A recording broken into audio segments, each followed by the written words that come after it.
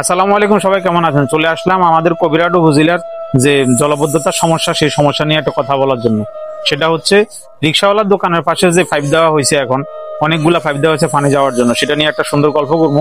তার আগে ভিডিওটা স্কিপ করবেন না, শুনবেন সবাই। কারণ 24-এর বন্যায় যে পানি হয়েছিল, সেই পানি হওয়ার পরে 1 বছর অতিবাহিত হয়ে গেছে।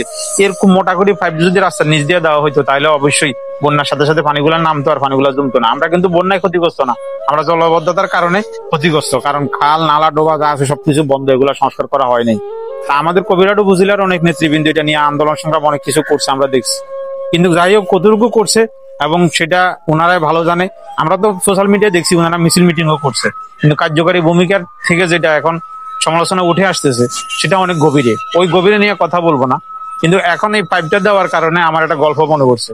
গল্পটা হচ্ছে এরকম: 2000 সালে নরসিংদীতে যখন একটা যাত্রাপালা দেখছিলাম, যাত্রাপালার একটা অংশের ভিতরে ছিল এই এক লোক, তার নাম হচ্ছে নারায়ণ। তো নারায়ণ ফরকিয়া করেই বেড়ায় এক বদির সাথে। এখন রাতের বেলা নারায়ণ গেছে বদির বাসায়। বদির বাসায় যায় রাত 2টা বাজে ঘরে ঢুকছে। তখন আপনার ওই বদির ঘরে ঢুকার পরে এখন ঘুমের ঘরে বদি বলতেছে, কে রে?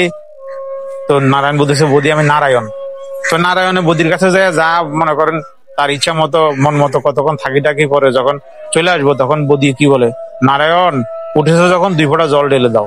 এখন আমাদের অবস্থা ওটা হচ্ছে এরকম, এতগুলা পাইপ দিছে, এখন 2 ফোঁটা করে জল যাচ্ছে। এই পরিস্থিতিটার জন্য দায়ী কারা? কারণ গত একটা বছর আমরা এই যে বন্যাটা 24 সালে বন্যাটা হয়েছে, সেখান থেকে আমাদের কোনো শিক্ষা নেওয়া হয়নি। কবিরহাট উপজেলা এবং কোম্পানিগঞ্জের উপরে যারা শীর্ষস্থায়ী নেতৃবৃন্দ এবং প্রশাসন, তারা কবিরহাট অঞ্চলের এই অঞ্চলের মানুষকে মানুষ মনে করে না। তারা তারা 2 পয়সার দামও দেয় না। এখানে 60 থেকে 70 হাজার পরিবার, আপনারা জরিপ করে নিয়েন, আমি আন্দাজে বলছি। তারা মানুষ মনে করে না।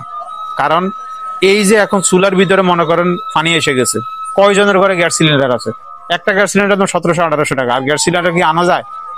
আর সবার ঘরে কি সম্ভব? অনেকের ঘরে চুলা আগুন জ্বলছে না। আপনি ত্রাণ দেওয়ার জন্য প্রস্তুতি নিচ্ছেন, সেলফি দেওয়ার প্রস্তুতি নিতেছেন, এগুলা বাদ দেন। বাদ দিয়ে সঠিকভাবে কাজে আসেন। সামনে নির্বাচন, আমাদেরকে খেলনার পুতুল মনে করবেন না। কবিরহাট উপজেলার এই অঞ্চলের মানুষকে আপনারা খেলনার পুতুল মনে করবেন না, এটার জবাব কিন্তু সামনে আপনারা পাবেন। সুতরাং আমি মনে করি এই পানি বন্যার পানি না, এটা হচ্ছে জলবদ্ধতা। আমাদেরকে এক ধরনের বন্দি রাখা হয়েছে পানির ভিতরে। এই কয়েকটা ইউনিয়নের মানুষকে পানির ভিতরে বন্দি রাখা হয়েছে। সেখান থেকে উত্তরণ যদি আপনারা নেতৃবৃন্দরা না করেন, তাহলে সমালোচনার মুখে বড় ভাবে পড়বেন, যেটা জবাব আপনারা দিতে পারবেন না। সুতরাং ওই যে শুকনারায়ণের গল্পটা বলছি, যে নারায়ণ বদি বলতেছে, নারায়ণ উঠেছে যখন 2 ফোঁটা জল ঢেলে দাও। ওই জল ঢেলে দেওয়ার মতো এখন পাইপ দিয়ে আমাদেরকে তেমন কিছু বোঝানোর চেষ্টা করিয়েন না। কারণ এই পাইপটা ধরেন অনেক বিশাল মোটা করি রাস্তার নিচ দিয়ে একটা বছরে দেওয়া দিত, তাতে রিক্সালাও ক্ষতি হইতো না, জোয়ার ওই পাশে বাইসা যেত না, একসাথে লাইনটাও খালটাও কাটা দরকার ছিল না, কারো ক্ষতির মুখে সম্মুখীন হইতো না। তো কথাগুলো হয়তো শুনতে তিতা লাগে।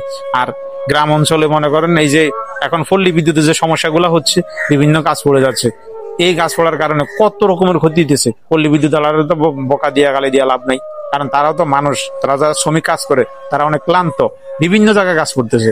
সুতরাং এই সবকিছুর জন্য দায়ভার এই কোম্পানিগঞ্জ এবং কবিরহাট উপজেলার নেতৃবৃন্দ যারা আছে, তারা গত 1 বছরে যা করেন নাই সেটা নিতে হবে। ইনশাল্লাহ রেডি থাকেন। যদি কথাগুলা ভালো লাগে, ইনশাল্লাহ সবাইকে ছড়িয়ে ছিটিয়ে দিবেন। আল্লাহ হাফেজ।